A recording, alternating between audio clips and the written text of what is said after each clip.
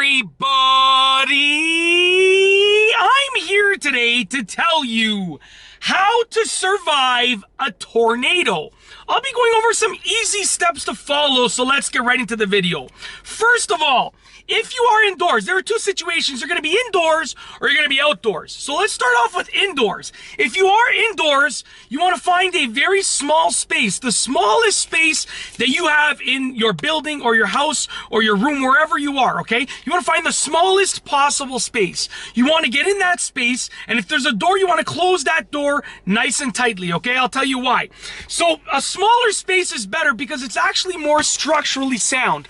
What are some examples? A closet is a great place to hide when there's a tornado, or not hide, but to stay when there's a tornado that you might be encountering. But an even better space is something like a cold room or a cellar. And that's because when you're in the cellar, okay, you're going to be surrounded by concrete barriers. So it's going to be cinder block or a poured concrete formation, which is more structurally sound than like a wooden structure. If you have a basement, you should head to your basement because, like I said, you're going to be, surrounded by concrete, the foundation of the basement, whether it's cinder block or poured concrete.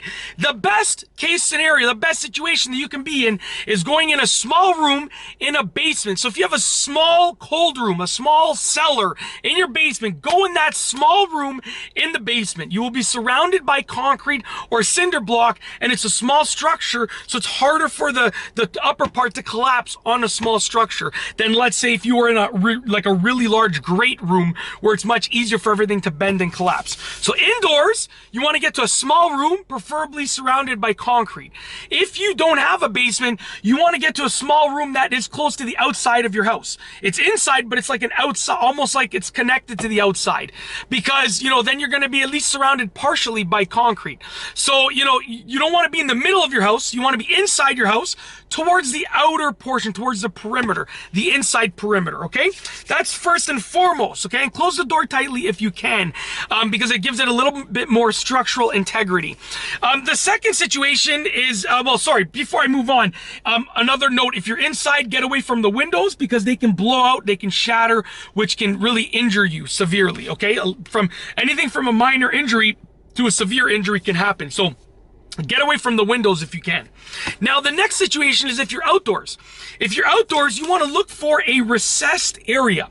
An example of this might be a ditch or a covered area. Something that is covered by something that is structurally sound, like underneath a bridge, okay, or underneath an overpass, for instance. So you want to find something where you're covered, because if you're underneath a bridge, let's say, like a concrete bridge, something that's really strong, not a little rinky-dinky wooden bridge, a concrete bridge, okay, then, it's less likely that something's going to be able to fly into you, especially if you stand towards like the side of the bridge where you're as covered as possible, okay?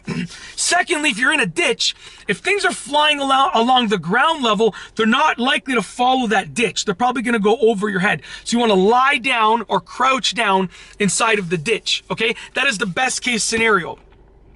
You want to get away from anything that can fly.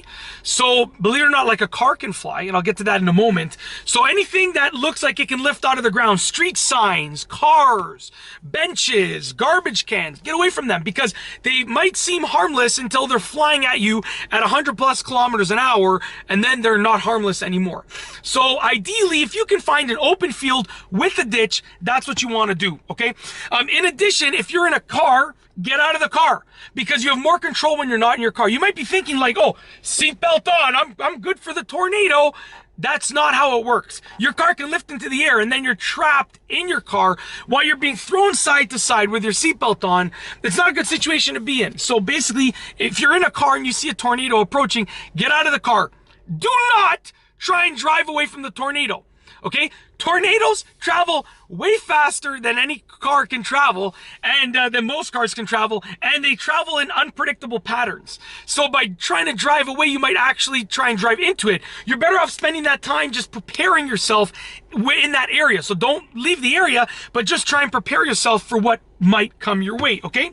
In addition, if you're outside, just try and seek shelter in an area that makes sense. You want to be covered as much as possible. If there's a concrete structure, like if you can go between two really strong but short concrete buildings, you might want to try that, but it depends, because they're less likely to be picked up by the tornado if they're close together.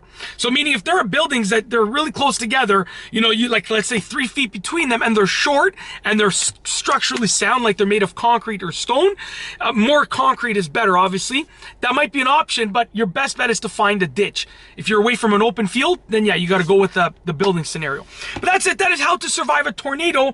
Those are some easy steps to follow.